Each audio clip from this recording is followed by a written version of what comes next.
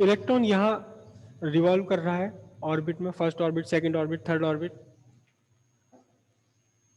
तो फिर क्या है, इनकी एक एंगुलर फ्रीक्वेंसी है, घूमने की फ्रीक्वेंसी, एंगुलर फ्रीक्वेंसी ओमेगा, या फिर फ्रीक्वेंसी भी फाइंड कर सकते हैं, frequency of revolution, frequency of revolution. तो हम अब फ्रीक्वेंसी फाइंड कर रहे हैं, क्या,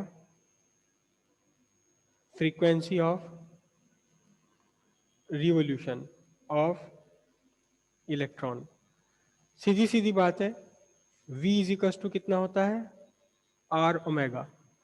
तो अगर आपको एंगुलर फ्रीक्वेंसी फाइंड करनी है, क्या, एंगुलर फ्रीक्वेंसी, तो एंगुलर फ्रीक्वेंसी ओमेगा इक्वल्स कितना बनेगा, simply v by R, v by R. तो ओमेगा इज इक्वल्स टू कितना हो गया, v हमने क्या कितना फाइंड करा है, v ये रहा, कितना है, E square upon 2 epsilon nought NH, E square upon 2 epsilon nought NH। ठीक है, ये तो v, और इसके डिवीजन में क्या आना है, r आना है। r क्या फाइंड किया था, r ये फाइंड कर रखा था, क्या था r, epsilon naught n square h square by pi m E square. तो अब आपकी एंगुलर फ्रीक्वेंसी ओमेगा कितना होगा, देखो ये तो मल्टीप्लाई में चले जाएंगे दोनों, कितना, pi m e to the power 4 divided by, ये अपॉन में आ जाएंगे, 2 एप्सिलॉन नॉट स्क्वायर, क्योंकि एप्सिलॉन नॉट फिर क्या होगा, n क्यूब और h क्यूब। ये बन गया आपका क्या, रेडियन पर सेकेंड। ये हुई एंगुलर स्पीड इन रेडियन पर सेकेंड, और एंगुलर फ्रीक्वेंसी। और फ्रीक्वेंसी अगर हम फाइंड करें तो फ्रीक्वेंसी ओमेगा होती है 2 pi into frequency. Omega is equals to क्या है, 2 pi into frequency, angular frequency equals 2 pi nu. अब यहाँ से न्यू फाइंड कर लीजिए, ओमेगा वैल्यू आपने फाइंड कर ही लिया पूरा, तो न्यू कितनी बन जाएगी बोलिए, न्यू आपका बन जाना है कितना, ओमेगा बाय 2 पाई। तो यहां से 2 पाई और करोगे तो अपॉन में तो 4 हो जाएगा, और पाई से पाई आपका कैंसिल हो जाने वाला है। तो न्यू इज इक्वल्स टू कितना बन जाएगा, m e to the power 4 divided by 4 epsilon naught square n cube h cube per second. ये आपकी क्या बन गई, ये आपके लिए बन गई लीनियर फ्रीक्वेंसी। तो यहां हमें साफ पता लग रहा है कि फ्रीक्वेंसी कैसी है, inversely proportional to n cube, n square से भी ऊपर n क्यूब होगी।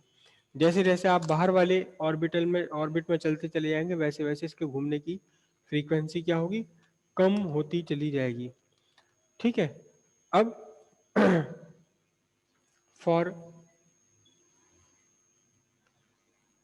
Frequency in first orbit, first orbit के लिए फ्रीक्वेंसी निकालेंगे तो n की वैल्यू हमें 1 रखनी पड़ेगी, और न्यू 1 इज इक्वल टू हो जाएगा m e to the power 4 divided by 4 epsilon naught, n की वैल्यू तो रख ली 1, और क्या बचा आपका h क्यूब। फिर वही की वही कहानी,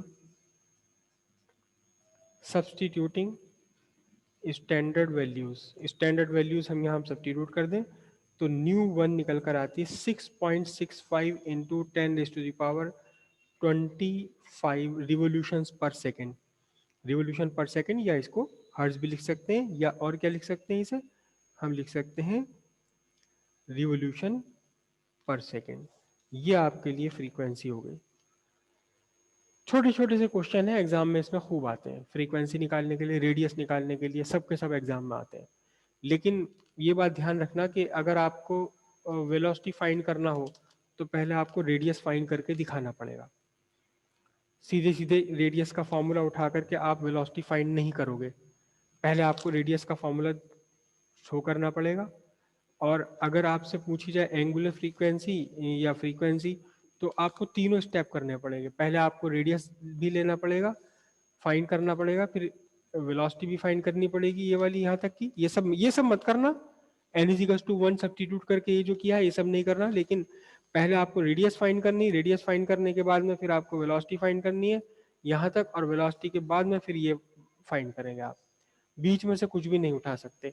हाँ तब उठा सकते हैं कभी कभार ऐसा होता है कि क्वेश्चन में आपको दे दिया जाता है radius of electron revolving in ये is equal to epsilon nought N square H square upon 4 pi M square. ये क्वेश्चन में आपको कह दिया, क्वेश्चन में आपको कह दिया find the frequency of electron. तो आपको ये फाइंड करने के लिए फिर यहां तक जो आर की वैल्यू है ये आपको फाइंड नहीं करनी, उठा लो अपने क्वेश्चन में से।